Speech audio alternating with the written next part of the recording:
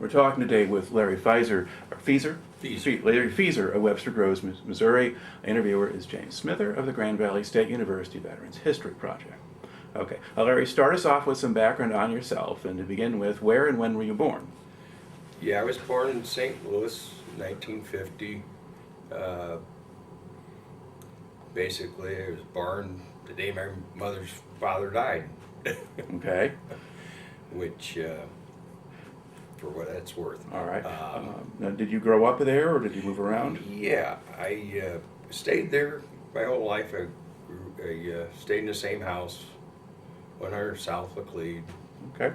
And what did your family do for a living when you were a kid? My father was an auto mechanic, and my mother was a homemaker. Went to a Catholic school in the area. Okay. Do you have relatives who were in the service before you? Yeah, my father was a medic in World War II, and he was in Okinawa, and he received a medal for Purple Heart and a Bronze Star for duty there. And he had a brother that died at Anzio, Adolf. They used to tease him because Adolf and Herman was my father's name. Yeah. Goes back to the Hitler days. Right. Okay. Now, did your father ever talk about his service? Never talked about the service at all.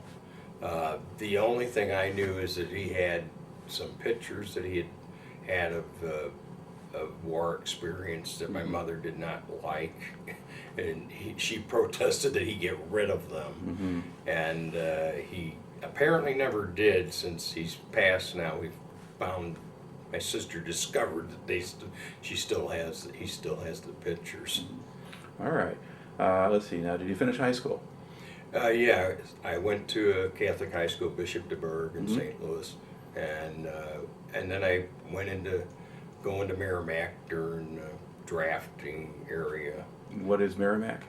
Merrimack Community College. Okay.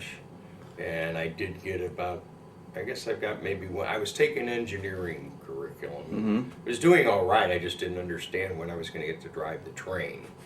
So anyway, I kind of got frustrated with all the stuff going on with the Vietnam War and everything, and I figured I wasn't that interested at the time, and I was kind of distracted with the war news reports, and I just decided, let's get it over with, and I'll come back and live my life. Okay. So school wasn't really for you at that point in time, and you knew if you leave, then Uncle Sam will come calling anyway. Right. I felt like it was inevitable, so I just volunteered for the draft. All right. Now, for people who don't know what that is, what's the difference between volunteering for the draft and simply enlisting in a conventional sense? Well, I believe there was some age restriction on when they could take you.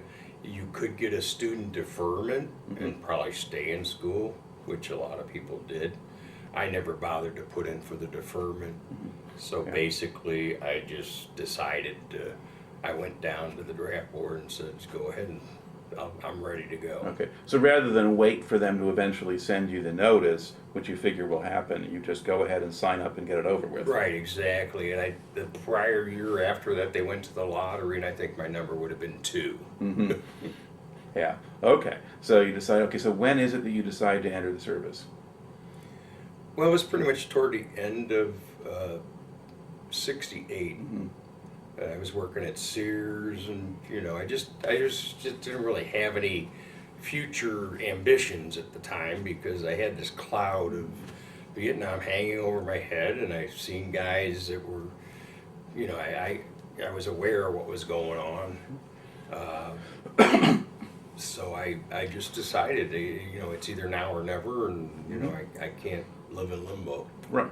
Okay. So do you report to St. Louis first for processing, or? Yeah, it was in Webster area, Webster Groves. We just went down there and told them, and I guess I signed something. Well, once you sign up, though, and you're going to head off for training, do they process you before sending you to where you go for basic, or do you have a physical someplace? We went somewhere, I'm not sure exactly, downtown, St. Louis, I think.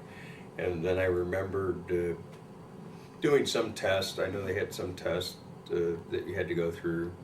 I know there was a colorblind test you had to take, and a friend of mine was there from school, and I helped him to pass the colorblind test because he said, well, they had a party for me, and you know, I can't go back. And I said, well, I'm not colorblind, and so anyway, I helped him pass the colorblind test, so he went in. Right. Eventually, I found out that he went over for 8 months toward the end of his enlistment. Tour. Yeah. Yeah. Okay. All right. Now, so did you notice anybody trying to sort of scam the system, or because you have the physical? In some places, people tried to find interesting ways to. Well, I had some friends that actually had relatives that were doctors that would certify that they were 4F or had flat feet or whatever. You know, that there were some ways to get around that. All right, so you're aware of that kind of thing. But so you go through. So where do they send you now? Then I went to Fort Leonard Wood. Okay. That would have been in February. Actually, a friend of mine went in January and didn't tell me he went in. So that was pretty much my impetus to going in the service, because I go like, why didn't you tell me you were going? And you know, and then so when I realized he went, and then I said, well, I might as well go too. So he was in a month earlier than me, but we were at basic the same time, but we never met. We were in different areas. Yeah, different companies, different stages of the training. Okay, so you go to Fort Leonard Wood. Now, what do you actually do in basic training? Well, basically, you just kind of go through a grueling physical, mostly physical and mental. I remember the first time I went up the stairs, they called us to formation. I came down and I didn't have my hat, and I turned around to go back up to get my hat, and the drill sergeant goes, where are you going? I said, I forgot my hat. And he walloped me across the face and you won't forget it again, will you? And I never forgot my hat again. All right. And I guess, how hard was it for you to adjust to life in the Army? It wasn't really that hard in basic, because I pretty much made my mind up that I didn't have any other choice, so I was just going to do what I had to do. And you have to conform. We did have a couple other people that wouldn't conform, and they would say, don't bother going to the chaplain, go on sick call, and they'd call them out, and then they'd let the peer pressure determine, you know, you want to run another mile because of this guy, or you want to fix it.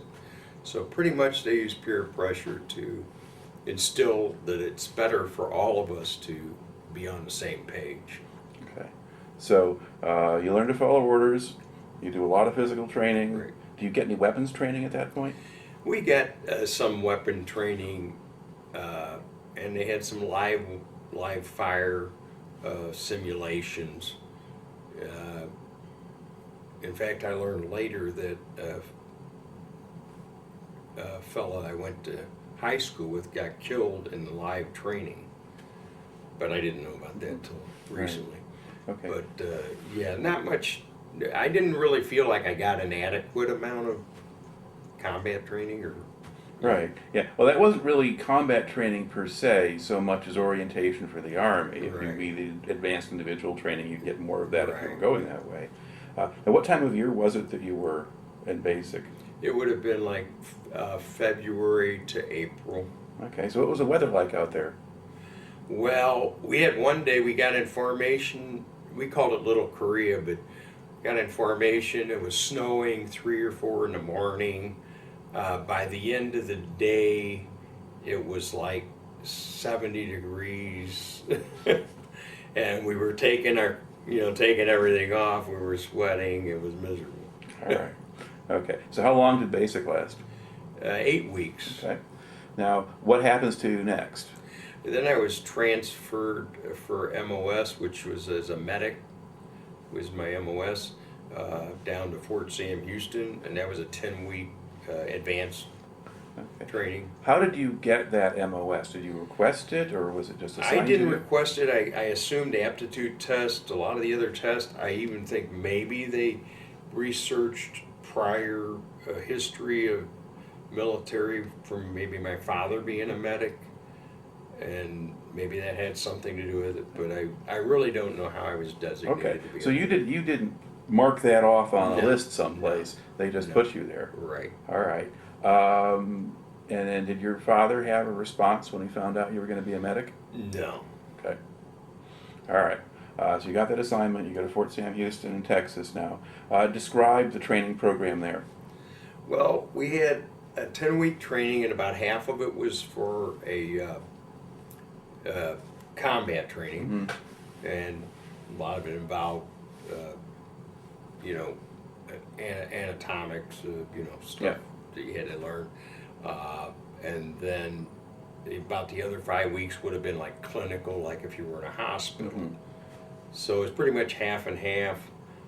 We gave each other injections. We were pin cushions. And some people told me we were going to use oranges to practice, but I never saw an orange. Okay. All right. And what kinds of people were training you for this? I'm not really sure. I'm imagining they were nurse qualified or doctor qualified. Okay. Yeah. But did any of them actually talk about having been in Vietnam? Or was that... No, I don't remember any discussion of anybody with any type of experience as far as that. Okay. All right. And how long did that training session go? It was a 10-week training. Okay. And once you complete that, do you get assigned someplace in the States, or do you go to Vietnam, or what happens? Well, next? that's the thing. I was assigned to an infantry unit. At the time, I felt like, well, at least I was an infantry. I'm a medic. But I don't know what the percentage of people were. I do know there were a couple people that had allocations for physical therapy. And I think one of them was a big football player from some college that maybe had some influence to get their son to that type of training. But I think most of them probably went to Vietnam, I would assume. I don't know how they distinguished. Well, was that where you were sent after training? Or? Yeah, actually, they gave me a 30-day leave. And I went home for 30 days and watched a man land on the moon and got ready to go over to Vietnam. Okay. And how much did you know about Vietnam at that point? I didn't know hardly anything. I mean, I seen protesting the war. I seen, the pictures everybody saw. But pretty much, I had a brother-in-law that had been there in '65, but we never really talked about that. Okay. So you really didn't have much of an idea of what you were getting into at that point? No. Okay. So what's the process for getting you to Vietnam? I flew out to Oakland, and today, 50 years ago, got on a jet plane and headed over to Vietnam. All right. And was it a chartered commercial jet or a military plane? I'm not sure the name of the plane. I'd never heard of the name before. It wasn't like the old TWA and stuff. Yeah. But we landed in Hawaii, Guam, and then to Vietnam. Okay. And where did you land in Vietnam? Bien Hoa. I think that was down south. Yeah, it's outside of Saigon. Yeah. Okay. And did you land in the day or night?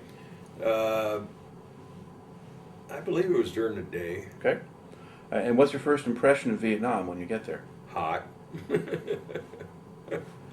Hot, and there's kind of a smell, kind of an odor, different than fresh air.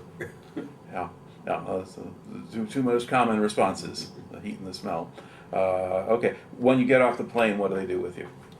Well, we loaded up onto a truck, I guess, a deuce and a half. I'm not sure the size of the truck, and we just started driving north. And I don't know how long it took for us to get up there. We just kept going and going and going. I'm going like, well, North Vietnam, we're going to end somewhere. Now, did you have a unit assignment at this time? I'm not sure. Okay. I don't remember ever hearing any unit. I think they took me in, got to Camp Evans, and then the next thing, within a day or so, I guess we're out in the A Shau Valley. All right. Okay. So now, yes, we're at the very end of June here. Did you get any kind of Vietnam orientation course or anything, No. or just straight out? No, straight out. Yeah. Okay. Now you go to Camp Evans, and now you're up in the far northern section of South Vietnam, in what they call I Corps. And Camp Evans is one of the big bases for the 101st Airborne. Right. Okay. And now, what unit within the 101st are you assigned to? It was the first of the 506. Okay. All right. And as a medic, are you officially part of an individual line company, or are you headquarters, or what are you? Well, physically, the medics all stayed in their own barracks, Mm-hmm. and the units would stay in their barracks. Right. I was assigned to Alpha Company. They flew me out right away. I mean, it was within a day or two. Okay. From being in Vietnam, I was in the A Shau Valley. There was a medic there, Doc Jones, that they introduced me to. He'd been there for a while. Mm-hmm. I think he'd been in the country maybe 7 months. Mm-hmm. They called incoming. I didn't know what that was. First they were playing cards, everybody's having a good time. Then the next thing they say incoming, hit the trench, and everybody runs out. We jump in this trench in the floor of the A Shau Valley, and mortars are coming in. And apparently this was a daily thing. Mm-hmm. And I turned to my right and looked down in the trench after the mortar hit, and I couldn't hear anything, and people's mouths are moving, I'm not hearing anything. And I saw Doc Jones in a fetal position in the trench. And I'm going like, oh my God, this guy's been here 7 months, you know? And then that kind of resolved, hey, I'm going to die, let's make the best of it, you know? do what you can. Okay. Now, after that attack, did Jones or anybody else try to show you the ropes at all, or tell you what to do? No. Probably I'd say within the next day, we're going on my first CA into an area, jungle. Mm-hmm. So CA being combat assault? Yeah. Okay. Yeah, combat assault. Battalion apparently set it up. We entered on this hill. I jumped out, we started heading down the ridge line.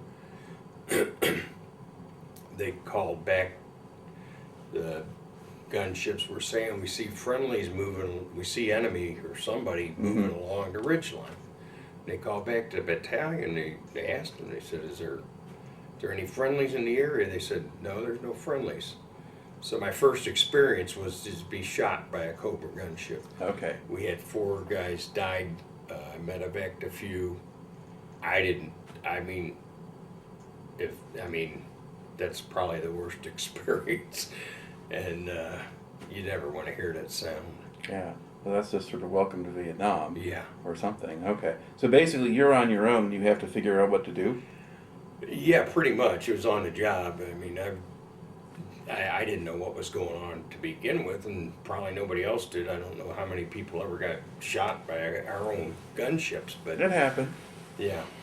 And anyway, we had a guy had a tripod. A guy had a head wound. I put him on the tripod, medevaced him out. A couple other ones needed baskets. Pretty much just scrambling and Okay. Yeah. So how much did your actual medic training help you at this point? At that point, I think it had more to do with just instinct. You can't, I don't think the training even, it was there, but the underlying need was just to be able to react and the spontaneity. And I still feel that way a lot. Sometimes I'm in situations where I have to do something and I can't explain it, but Yeah. Okay, so after that first incident, do you start to get to know the men in the company a little bit? Or not really? Actually, I didn't Okay. get to really know them.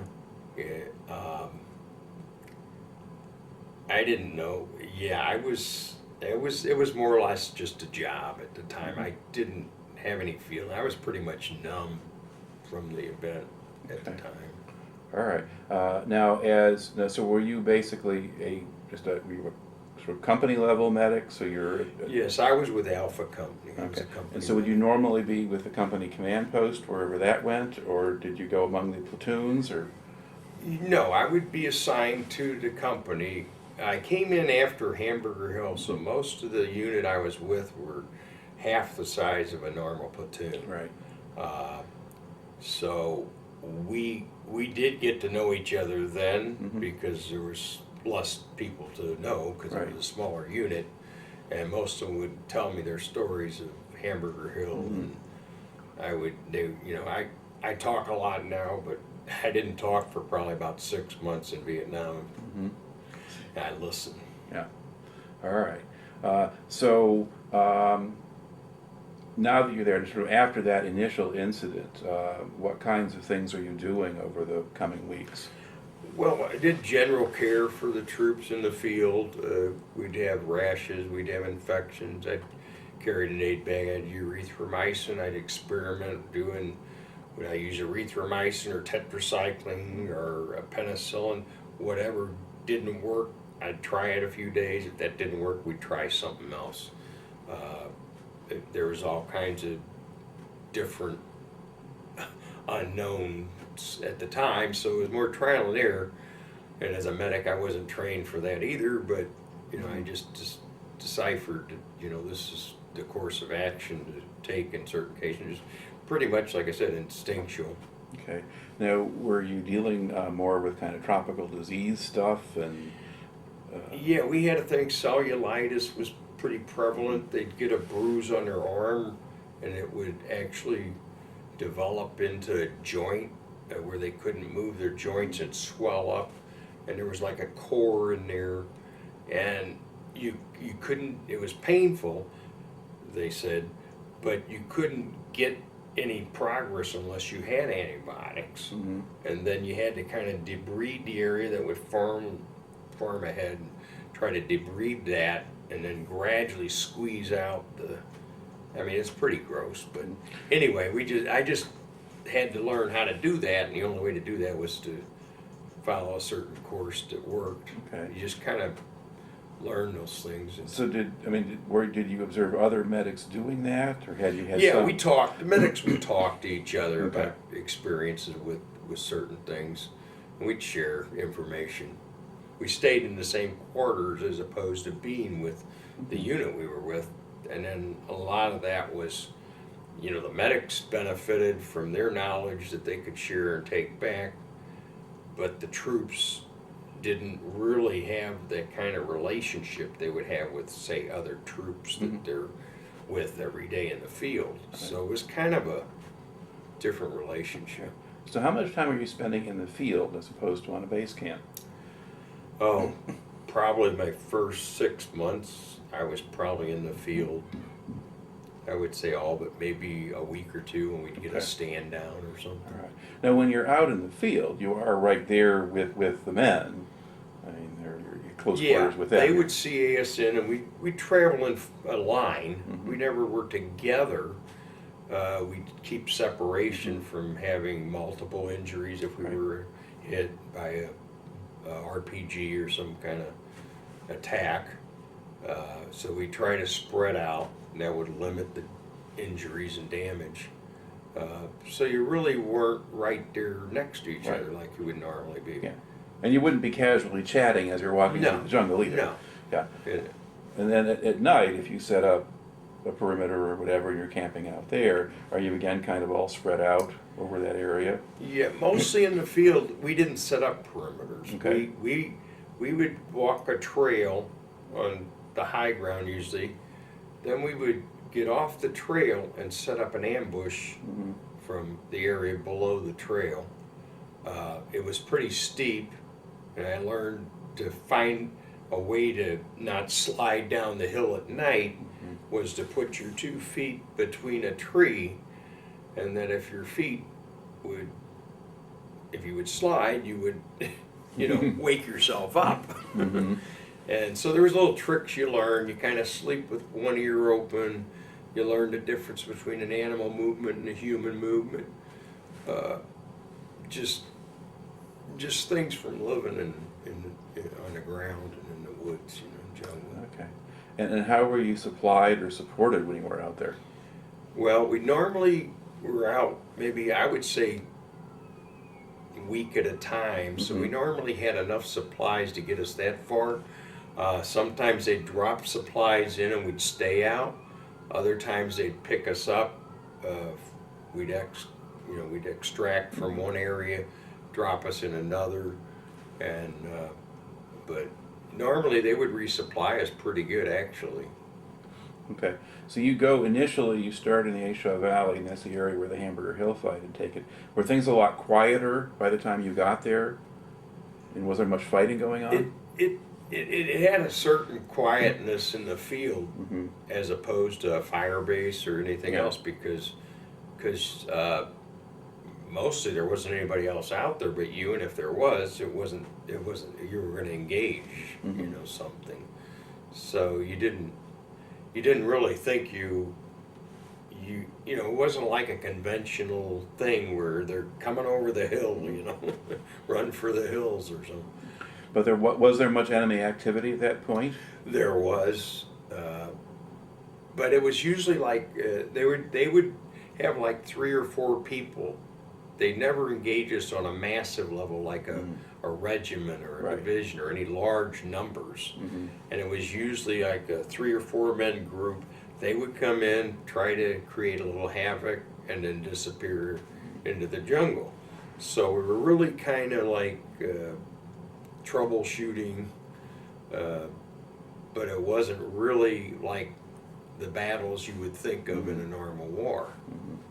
Now, were they using booby traps or things like that? There were booby traps.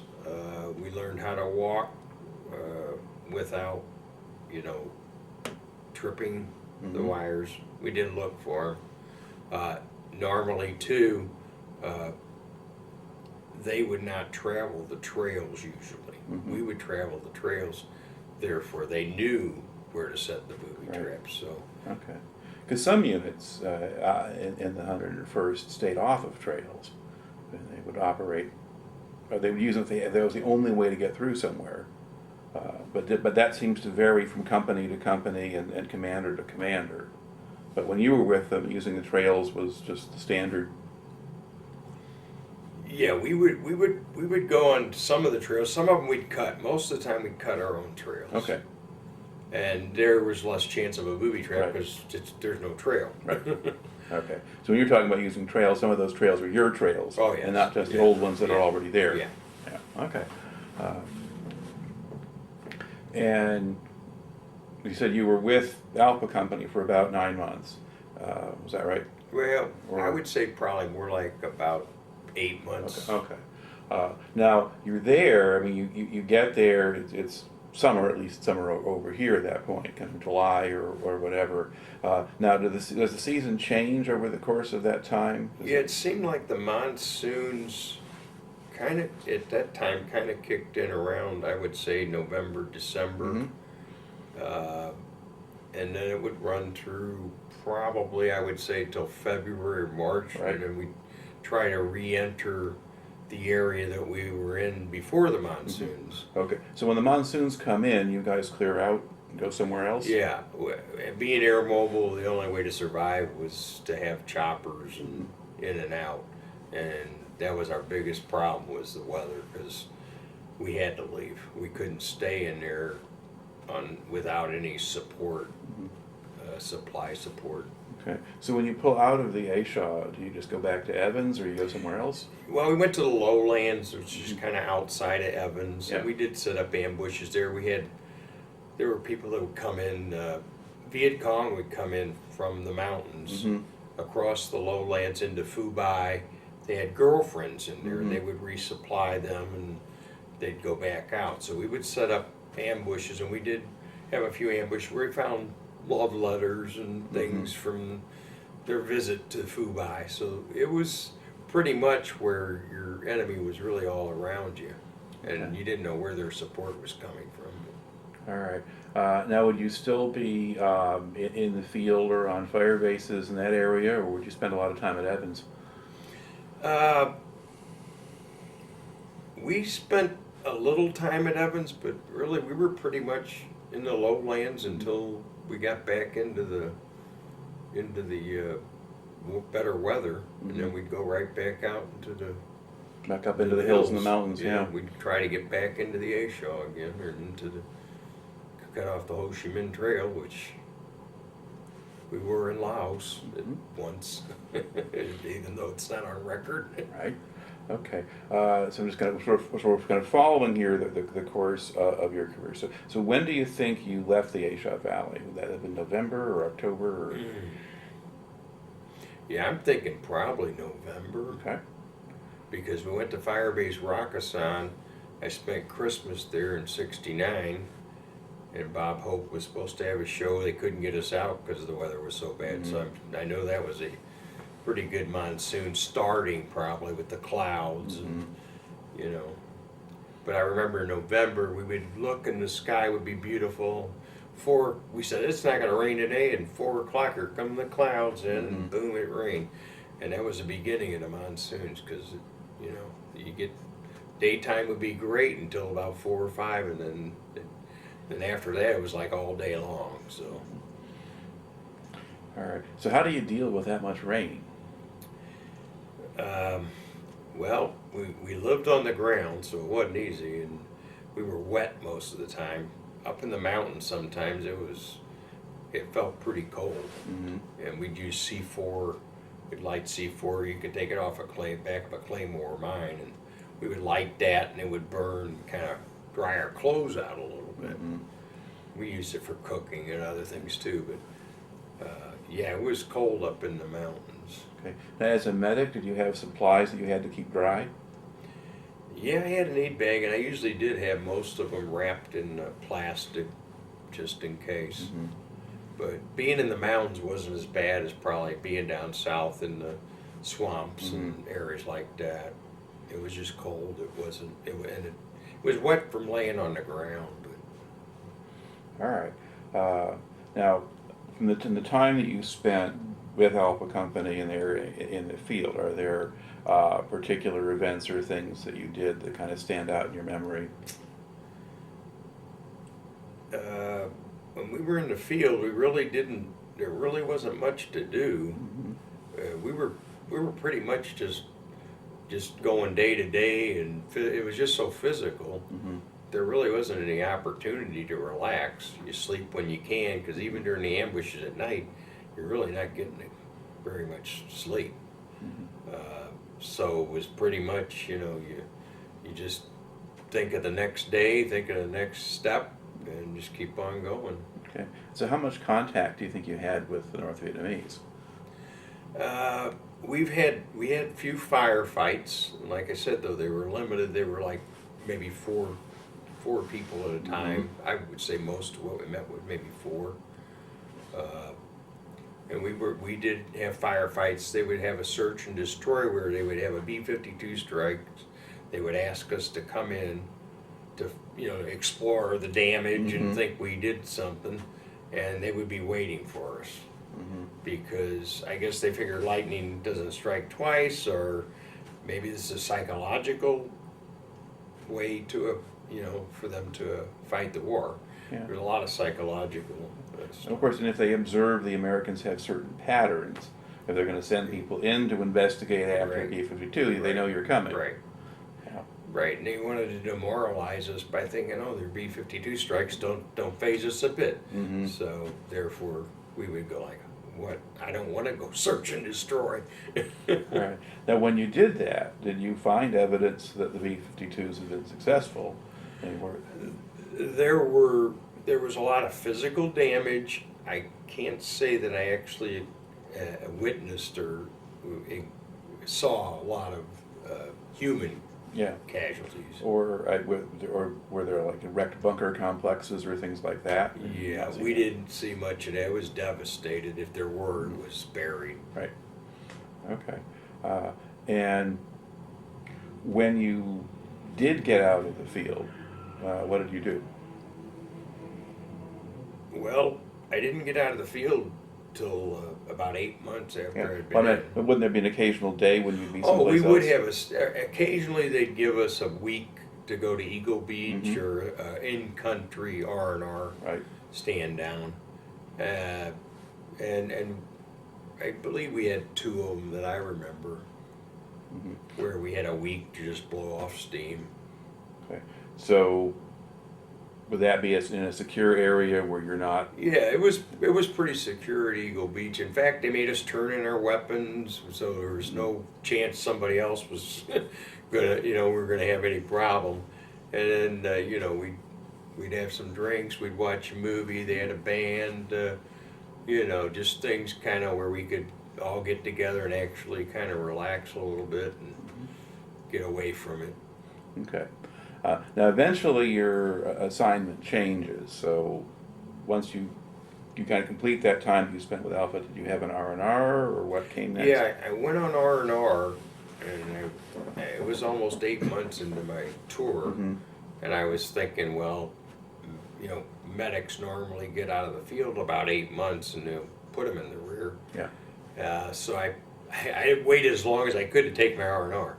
But anyway, I took my R&R. I came back from Thailand, and the night I came back, I was monitoring the horn, they call it, the radio, and we were getting loss of signal from Alpha at my old company in the field, and I was notified that they apparently got attacked and they were hit. The next day, a lieutenant colonel picked me up in a Loach helicopter, which is what most of the upper officers use, and we flew out to the site, and I got some information about a few of my buddies that got killed. They wanted me to identify a few of them before they took them. Mm-hmm. The medic that had replaced me was one of the casualties. And so after that I went back to Camp Evans. I wasn't assigned yet because Charlie Company I was a battalion medic at the time when I came back, so I was going to go out with Charlie Company. So I went from Alpha to Charlie after my R&R. So they sent me to Firebase Granite a week later after my unit had gotten into the conflict. And then the night I went out there, they got attacked. They broke in, sappers got into the mortar pit, pretty much pulled the perimeter back behind the mortar crew. So the perimeter was infiltrated. They woke me up and said, they're down there, Doc, that's where they hit. Darkest night I've ever seen. I had a guy on a point up on the hill he said, go down there in the mortar pit. So I crawled down to the mortar pit. I couldn't see my hand in front of my face. I think I lost my rifle because I never found it. I crawled down there with my aid bag, found a guy blown into the ammo bunker, the mortar bunker. The guy must have weighed close to 300 pounds. I mean, I couldn't get him out. I pulled, I could hear him wheezing. I didn't know what, I just kept thinking, I gotta find out if there's others out there that I can help, because I can't stay. This guy looked pretty bad. And so I crawled through the mortar pit, and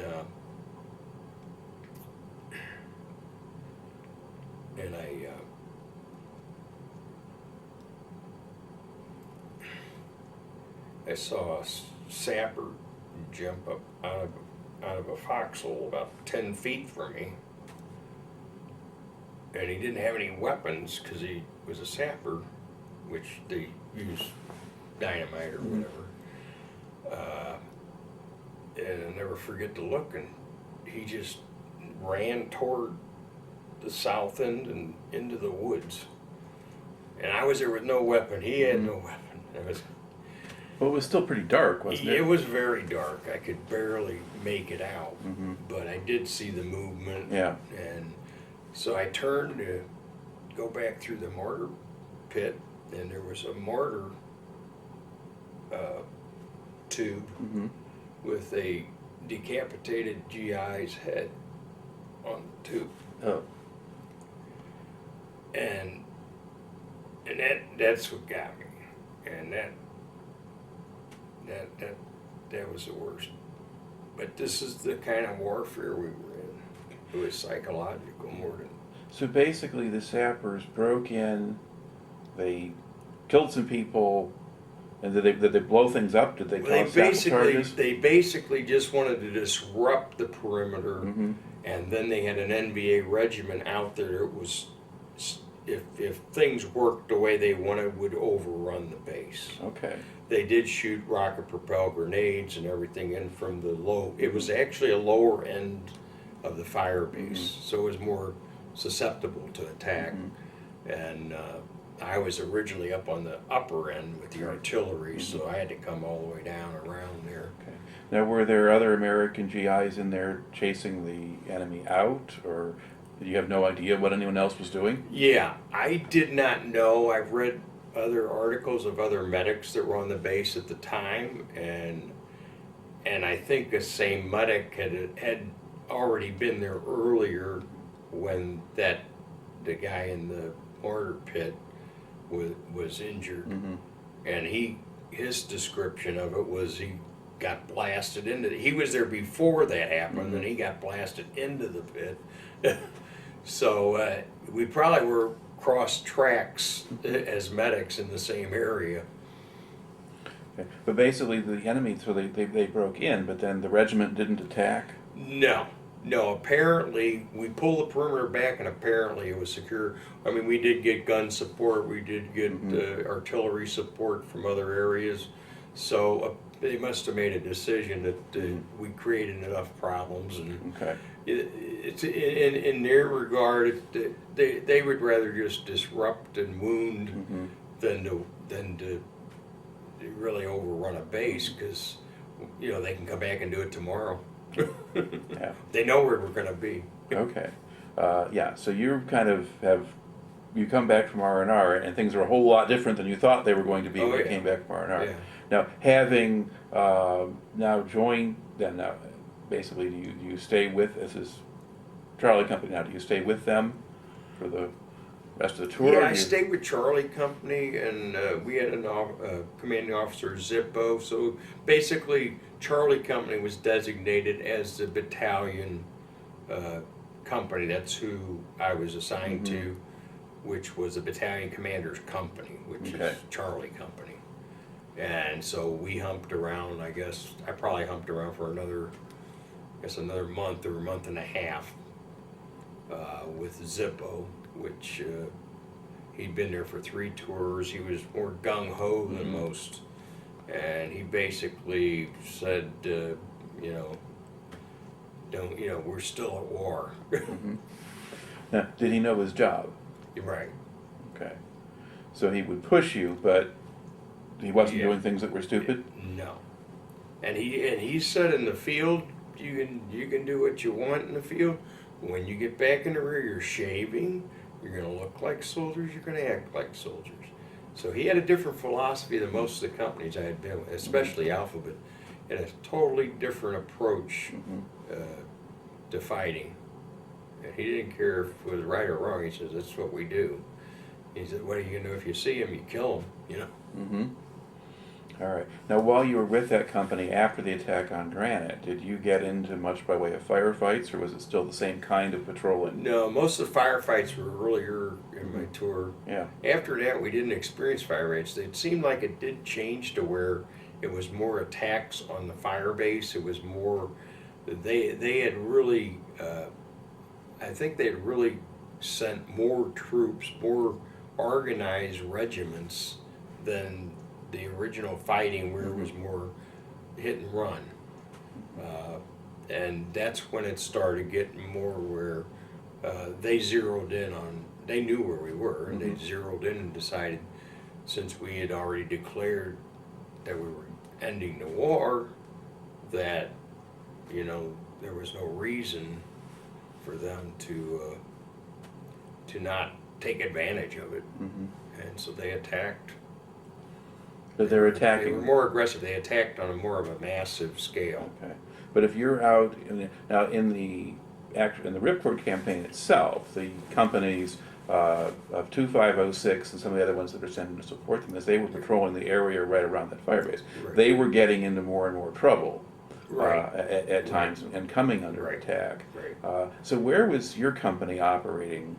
Well, basically, I think Charlie, I was going to the rear after that, and basically Charlie Company, from what I understand, went to Fire Base Bastogne, and they pretty much pulled them out of the area, Charlie Company. So the only company left in the 1st Battalion was Delta at that time. And they got tossed into Ripcord at the very end, and they had had more trouble back in May as well. So that's their own story. So when did you go from being in the field with Charlie Company to being back at Evans? I would say probably around my birthday. I think I remember it's probably around the end of April. Okay. All right. So, and now you're pretty much based at Camp Evans and not. Okay. So how was life in Camp Evans different from life in the field? Well, it was different. It was more, you know, you treat people in the rear more than you know, wounded veterans. It was incendiary stuff, just, you know, everyday stuff, cuts, scrapes, you know, not combat wounds. But you're still getting the infections. Yeah, we still had activity. We'd go into the village, give vaccines to people in town, you know, the Vietnamese people. We did certain medical things, but it was not really combat related, more or less. All right. So these trips into the villages are called med caps. Is that right? Yeah. Yeah. All right. So what would happen, or how would those work?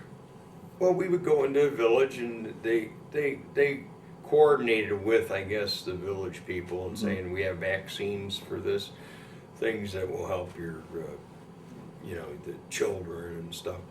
And so we did have a program where we went in and, you know, kind of worked with the citizens of Vietnam. Yeah. Would you have an interpreter with you, or? I'm not. I believe some of them spoke English, and it was mostly children, so they would direct them to what they needed to do. And I think they all spoke English, I think. And how did what kind of relationship was there between these Vietnamese civilians and you guys? I mean, how did they treat you or view you? Well, they viewed us as helpful. They thought it was necessary that the Americans are, you know, benefiting their life at the time, and it wasn't political. I don't think there was any reason for them to think that we were their enemy. Right. I didn't perceive that. So they were just sort of happy that you were doing that. Right. Yeah. They were happy, and I was happy too. So. Yeah. And do you have Vietnamese who worked on the base? I didn't work with any per se. Did you see any? There were Arvins, Zippo, who I humped with for a couple months. He spoke fluent Vietnamese, and he had 3 tours in Vietnam, so he did understand the language. Okay. And now there are certain stereotypes about Vietnam and what went on there that I ask about just to see what you have to say about them. One of them is the assumption that there's a lot of drug use, particularly in the base camps. And did you see any of that, or? In the field, I didn't see it, but as time changed in Vietnam, I noticed, like, when I went there, we were more serious about survival, about staying alive. Newer troops coming in to Vietnam were more drug prone because I think they were doing drugs back here before they came over. Yeah. So there was kind of like a change of people who just didn't do it to people who, well, why not? Mm-hmm. And when you're seasoned in combat, your whole approach is you need to be aware of everything. Mm-hmm. And that did not play well in the field at all. Mm-hmm. I don't know of any heroin or anything.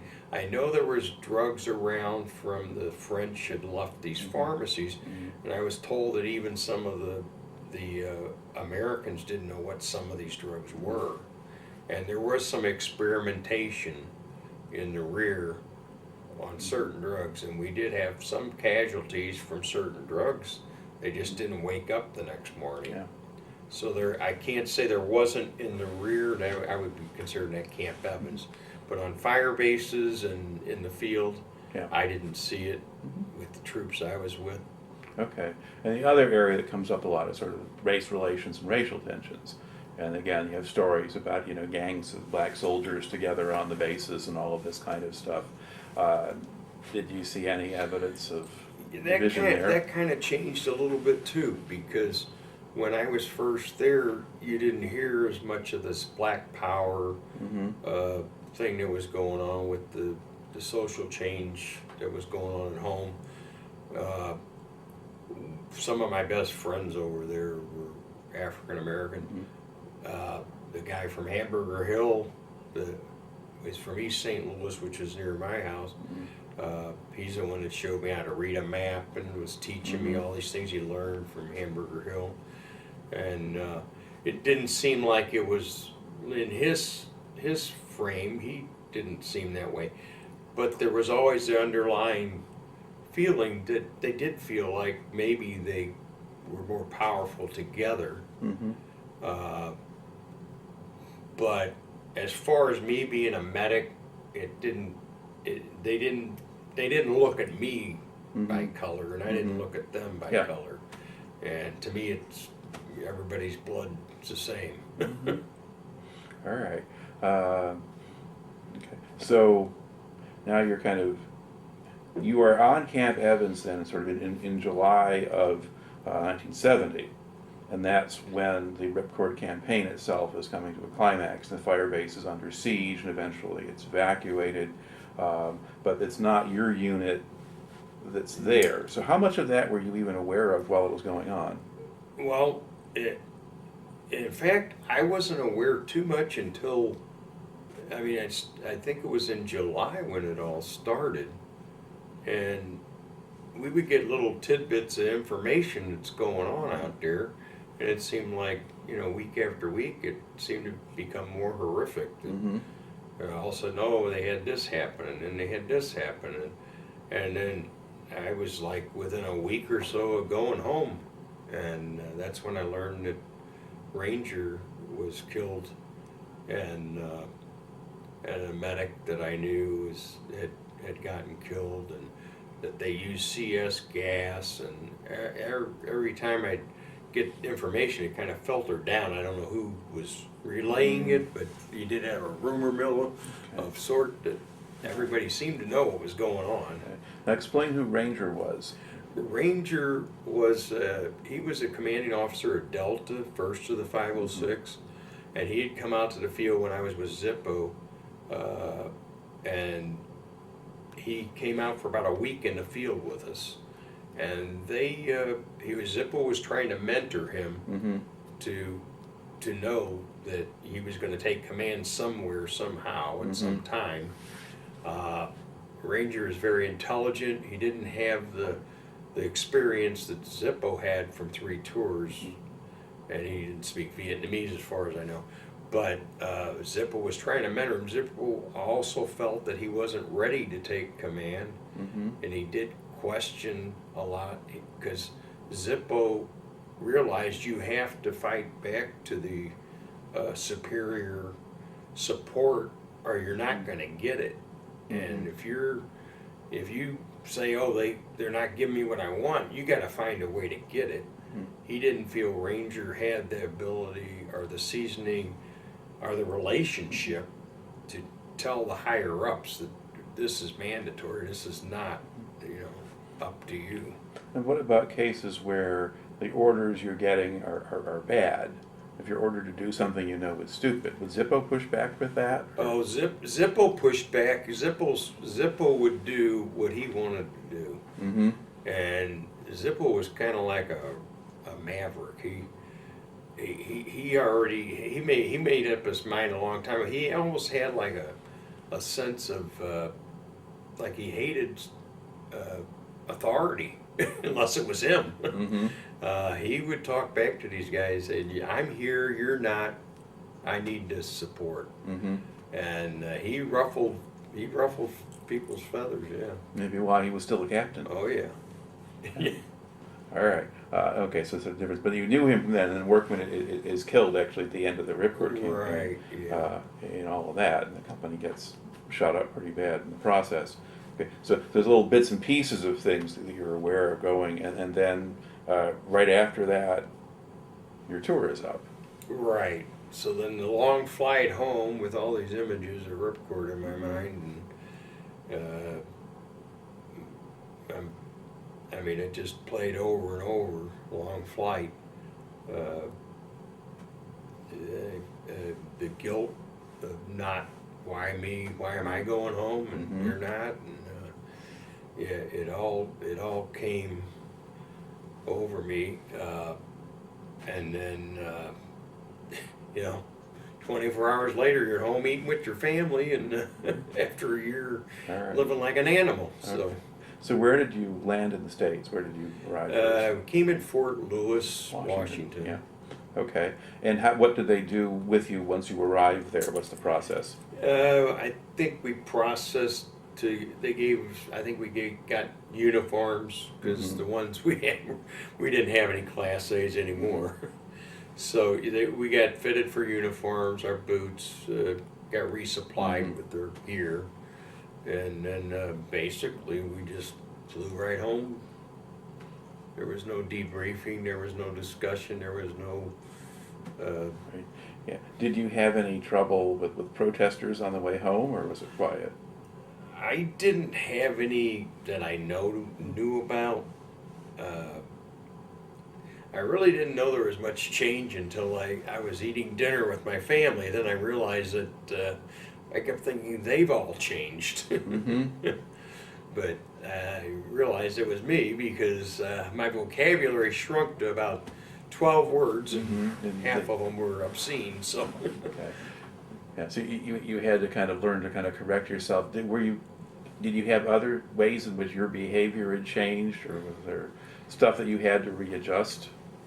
Yeah, you almost feel like if you say something once, they should respond, or something should happen. But when you say it twice and 3 times and you get no response, then you got to find another way to communicate. Mm-hmm. And my communication skills were very limited, to say the least. Now, in your case, you're back and you're just home on leave. You still have time left on your enlistment. Right. Yeah. And So I went home. I believe I was home for 30 days. I think it was another Mm-hmm. 30-day leave, and then I was sent back to Fort Sam Houston, where I had my individual medic training, and they pretty much saw my record of combat, and they perceived me to be that I should inspire these other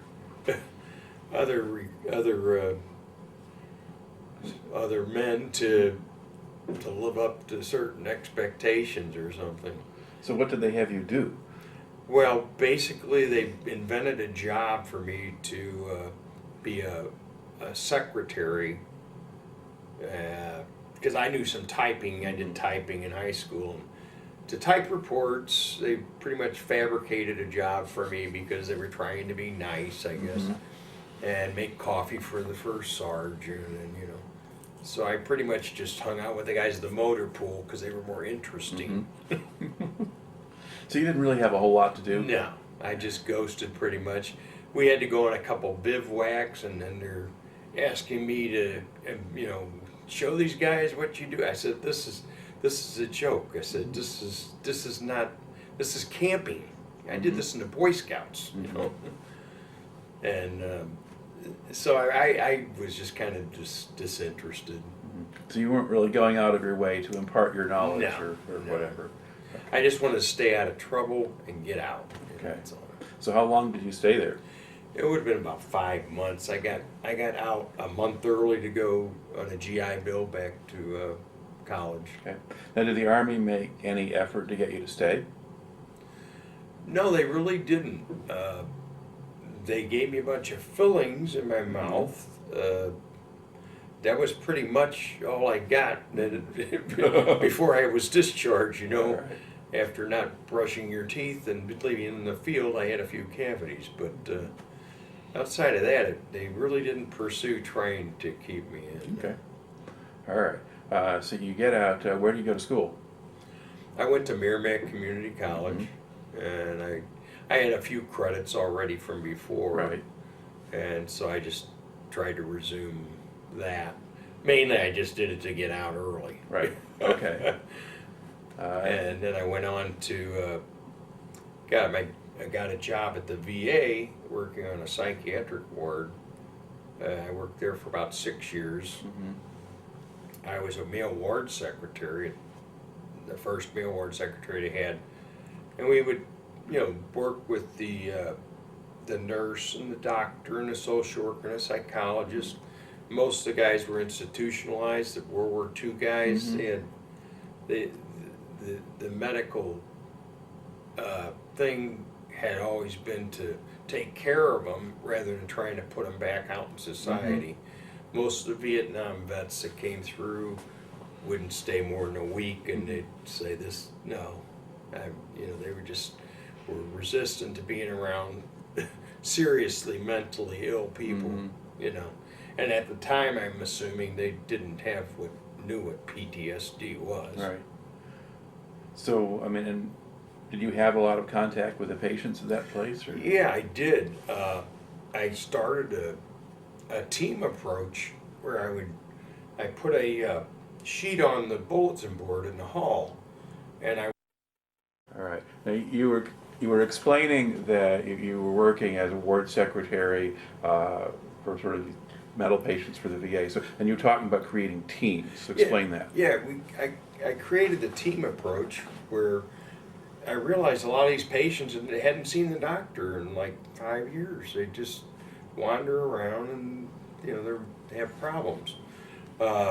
So I put a bulletin up there that said, if you wish to see the team, sign your name. And Wallace Connors, a patient had been there for 20-something years, signed his name on there, and the doctor even says, well, what does Wallace want? I don't know. Why don't you ask him to come in? So Wallace comes in there, and, you know, the team's there, the psychologist, social worker, nurse, everybody's there.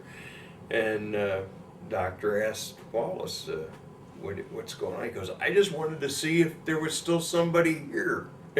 I just wanted to know if there is a team, you know. Because nobody goes to them, they have to come to you. So it worked out, and I think they still use the team concept at the VA in some areas now, because you're using all your disciplines in a different manner. And even if you can't cure, you can still help. Yeah, well, you can find ways to treat people and make their lives better, sure. All right. And what kind of conditions do these guys have? I mean, well, there were some that were lobotomized. We had one guy had syphilis that had destroyed his brain. He'd never been on an escalator before. We took him to a shopping center, and he couldn't go up the escalator because he'd never seen one, and he was scared to death. But a lot of them were schizophrenics, but they had no social contact outside. They would have people visit them, and then their condition would worsen. Their family members would come, they'd get worse. So it wasn't really, you know, they weren't working within the community in the bigger spectrum. They were institutionalized, basically, and that was the treatment plan, I guess, back years ago. Now it's totally changed. Right. All right. Now you said you did that for 6 years. Right. And then what led you to move on from there? Well, Basically, it got to be pretty emotionally draining.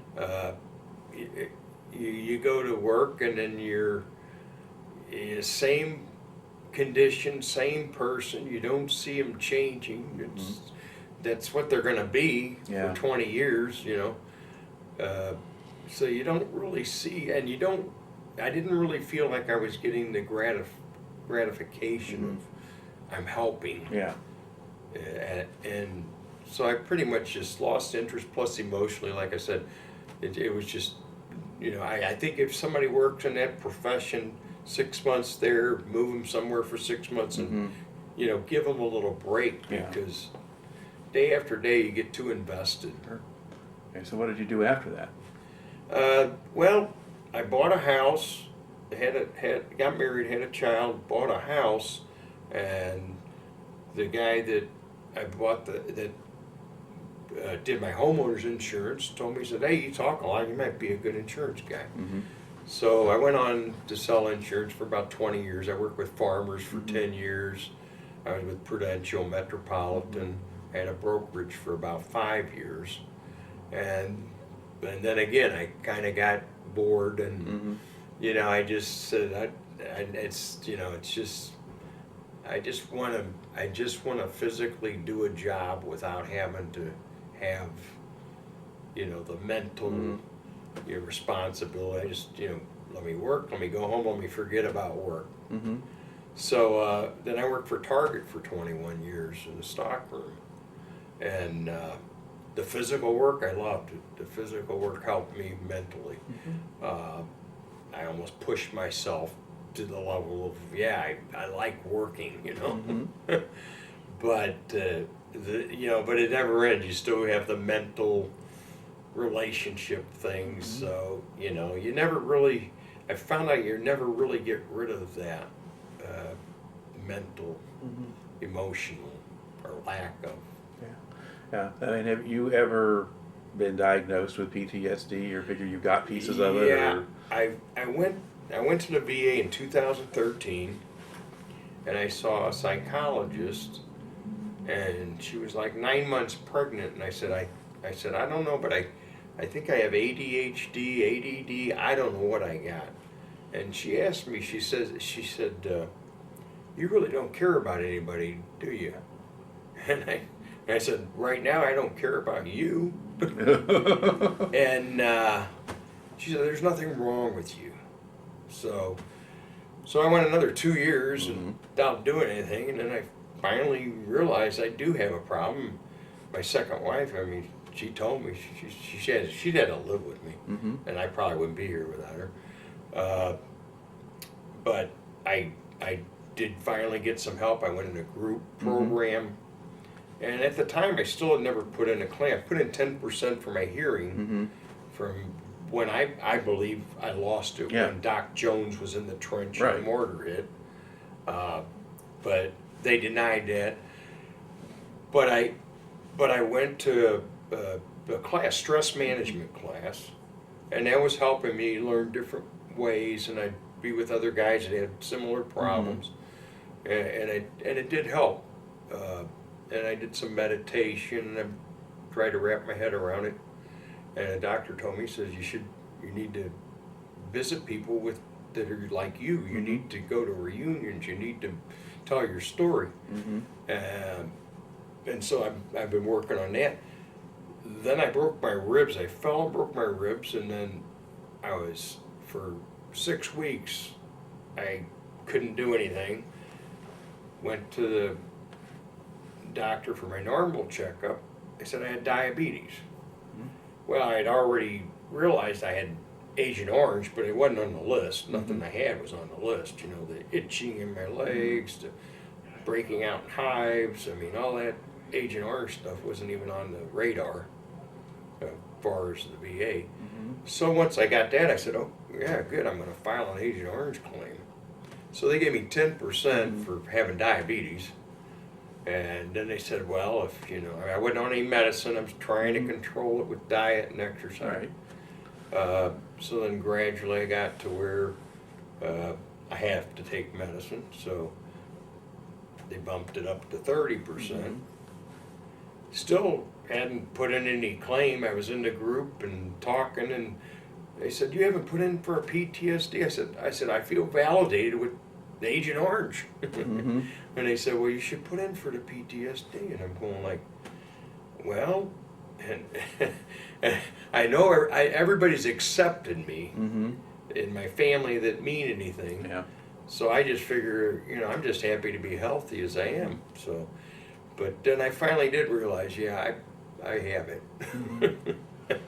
But I guess my knowledge and being a medic and working at the VA, I guess I'm too proud. I don't know what it was. But I didn't feel like I wanted anything from anybody. I just wanted validation, knowledge, and, Yeah. And maybe, thank you, Yeah. And it may be that a lot of what you could really gain, what they could do for you, is what you're getting out of being with the group. Yeah. Yeah? Yeah. All right. Now, on the positive side, do you think that you learned anything from being in the service or influenced you in a positive way?